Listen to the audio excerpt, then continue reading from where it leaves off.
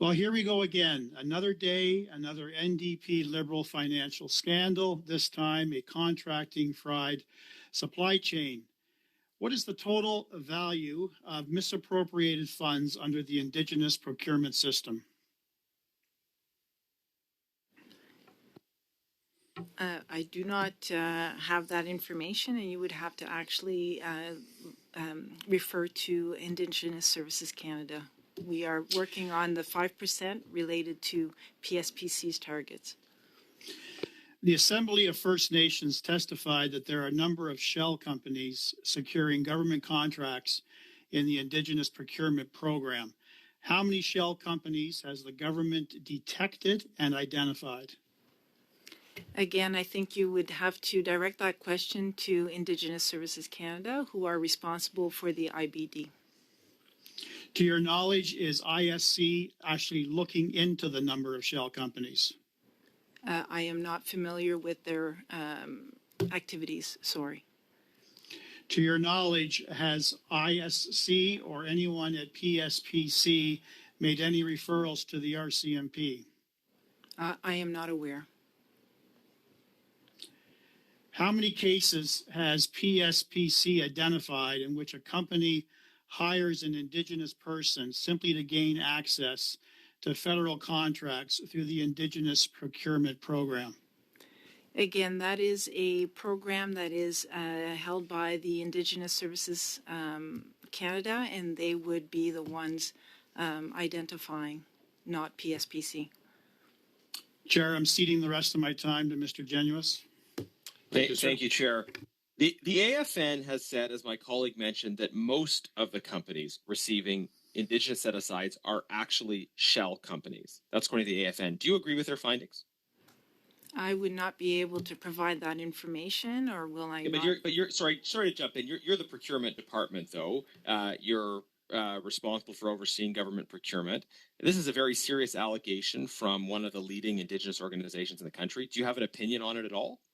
I do not have an opinion, and I would refer you to request that question to the Indigenous Services Canada. Okay, that's very striking. Most of the companies are shell companies, according to this program, and you're responsible for procurement, and you don't have an opinion either way.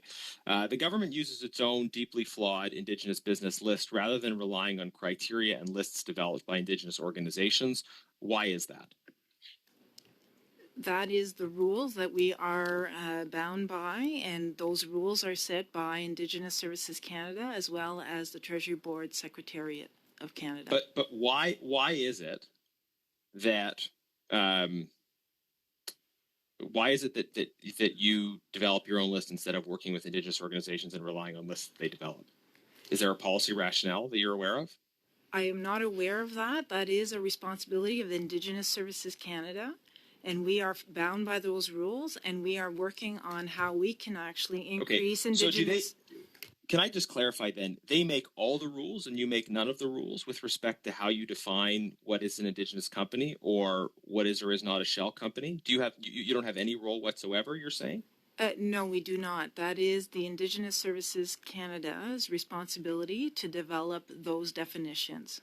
How come you're responsible for procurement for everything except Indigenous procurement then? We are responsible for procuring and trying to increase the Indigenous participation in procurement, but the rules related to the IBD are not ours, and the rules to the PSIB is not ours. Fraud prevention in a general sense, is fraud prevention part of your role? Not in the Indigenous Services Canada IBD. They are the ones that are doing the audits and the validation of those companies. It's bizarre to me then that you are the procurement department. Presumably you're supposed to have some expertise on this area, and yet you're taking none of the responsibility in the particular case of Indigenous procurement. I want to ask as well, the way to prevent shell companies from giving all of the work to non-Indigenous companies is to have subcontracting requirements. And that's why the rules require that a certain proportion of subcontracts under the Indigenous set-aside go to Indigenous companies. Are these subcontracting rules enforced? So there are various ways for us to actually increase Indigenous participation in our contracts. One of them is for the prime contractor. Sorry, very limited time. Can you answer the specific question? The 1/3 subcontract rule, is it enforced? But in what context do you want that? Like if there is an Indigenous requirement. Ma'am, it's very simple. When an Indigenous company receives a contract under a set-aside, they are required to have 1/3 of their subcontracts be Indigenous companies. It appears that there is no tracking of this. Very simple question. Is this 1/3 subcontract rule enforced? Yes or no? That would be enforced by Indigenous Services Canada. Is it being enforced right now? Or you don't know? They would be the ones that would be able to answer that question.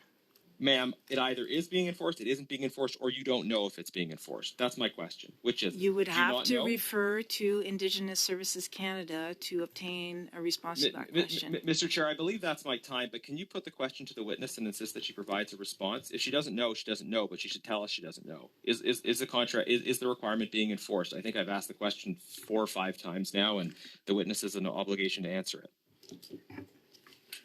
Ms. Paquette? It would be the responsibility of Indigenous Services Canada to actually enforce that, and they're doing the audits and validation of this happening, and that's what I know. I don't know whether or not they are doing it, but I would say that that's their responsibility, and therefore they're doing it. Maybe I can ask. Okay, so she doesn't know if it's being enforced. Yeah. Does PSPC, maybe I can just ask for Mr. Genuis, does PSPC not have an oversight responsibility for that, considering its purchasing? Not in the Indigenous services, for the IBD list, we're not the ones responsible for validating or auditing that list. The list or for purchases? For the directory. So we're responsible for procuring. We're not responsible for the directory, but we need to actually validate the through I apologize. the directory. I just want to make sure we were getting the right question to you.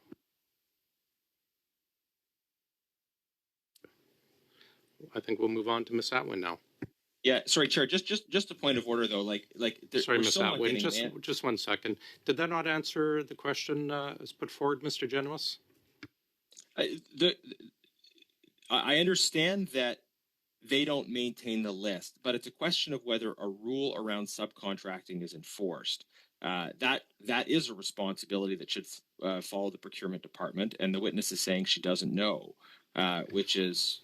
So I guess the question is the rules being enforced around subcontracting, not the list, but the actual contracting rules being followed for subcontracting? So Indigenous Services Canada are responsible for the PSIB. They are responsible for the definition. So the companies that they have in their directory would actually follow that.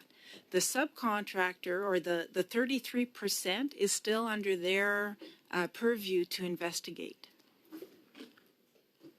They are following the rules or not is Indigenous Services and PSPC would not be aware.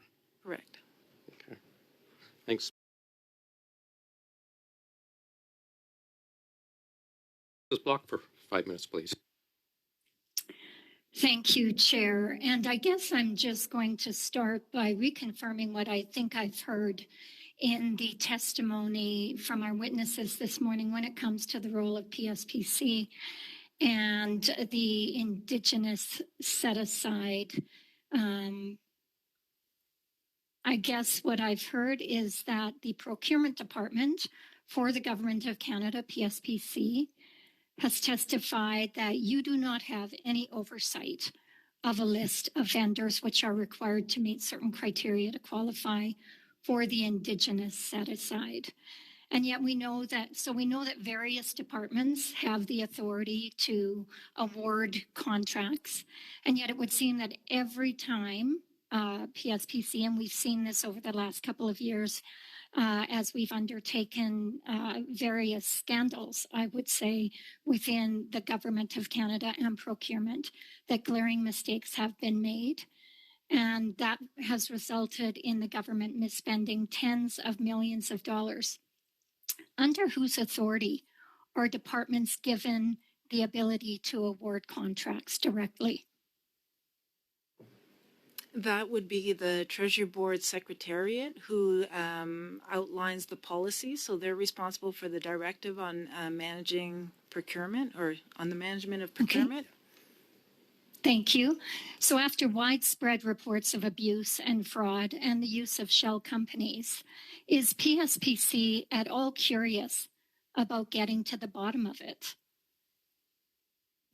As I said, PSPC is through Procurement Assistance Canada continues to have discussions with various Indigenous businesses, listens to what they have to say, and then we'll refer them to the right area within Indigenous Services Canada to make sure that they are aware of any issues and they can actually work through some of the their own policies that are directing us to have 5% target within PSPC of our procurement to Indigenous firms. Right. So you're directed to have a 5% target, and yet you are not responsible to ensure that that target is actually being met by businesses actually going to Indigenous, by contracts going to Indigenous businesses. So PSPC is not prepared to step in to deal with the failures of this program and ensure that money meant for Indigenous businesses is actually going to go to Indigenous businesses. Is that what you're telling us here today? What I'm telling you is that Indigenous Services Canada are responsible for the PSIB program. They are responsible for the IBD, and they are working with Indigenous communities to manage the IBD, possibly make changes to the IBD, but it is PSPC must follow the rules set by TBS as well as ISC with relations to the 5% target to put some of their contracts in place for with Indigenous firms. With all due respect, I believe that PSPC does have a responsibility to ensure that taxpayers' money is being spent effectively and efficiently. And if I was seeing reports about this kind of abuse within a program, I would certainly be sounding the alarm and trying to figure out how this could be addressed. I want to get back to the issue of subcontracting. Recently, the Procurement Ombudsman launched a broad review of government procurement, specifically on the practice of bait and switch. Now, this follows on the heels of revelations that your department has allowed companies to engage in the bait and switch with the resources working on their contracts with no repercussions.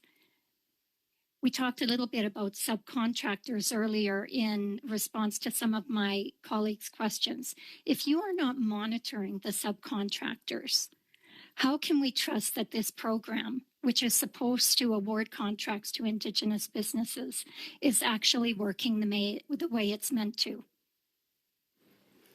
So in our procurements, when we have a prime contractor, we are incorporating certain measures, or the prime contractor is who we have a contract with, and they have subcontractors, and they are obligated to incorporate the similar type of measures for the subcontractor as they do in their prime contract with the Government of Canada. But we do not manage subcontractors at PSPC. Thank you very much. And I believe that's a problem.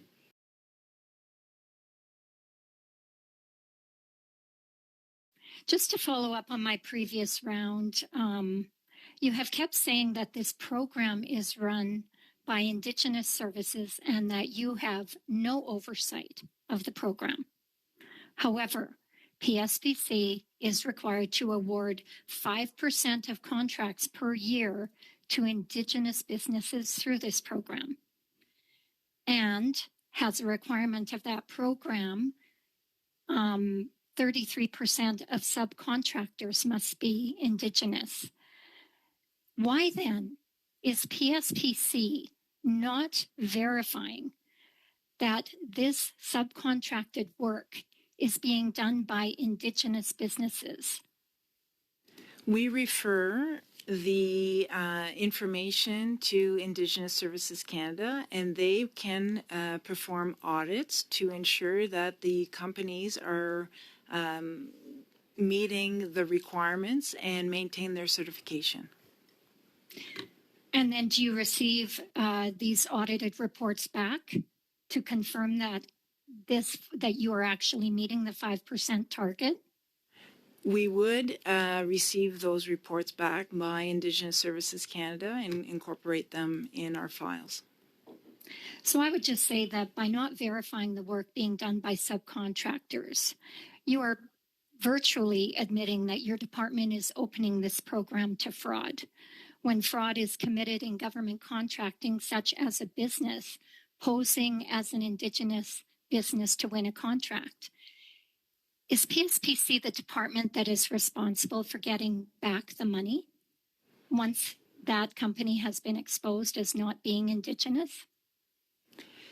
There are some contractual terms that manage the contract. If we have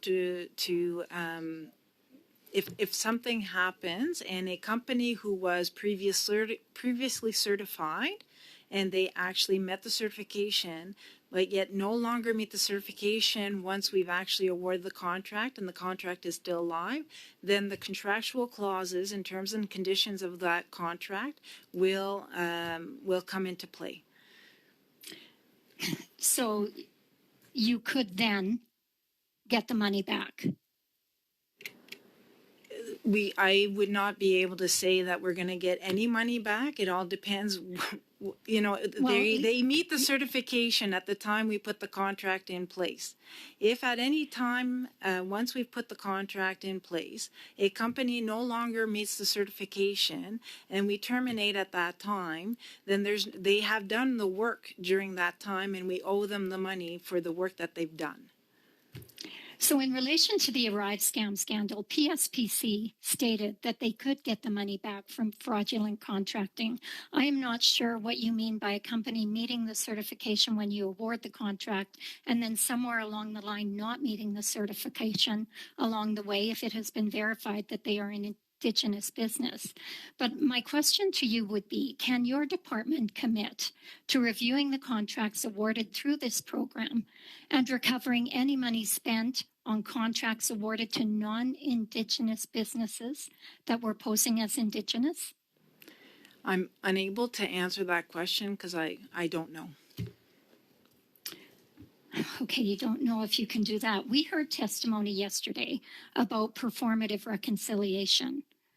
If the Liberal government is not recovering money, referring to the RCMP and implementing measures to ensure contracts actually go to First Nation communities, is the Trudeau government guilty of performative reconciliation?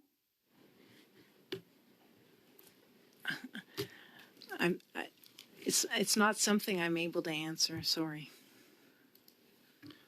Okay, thank you very much. That is our time.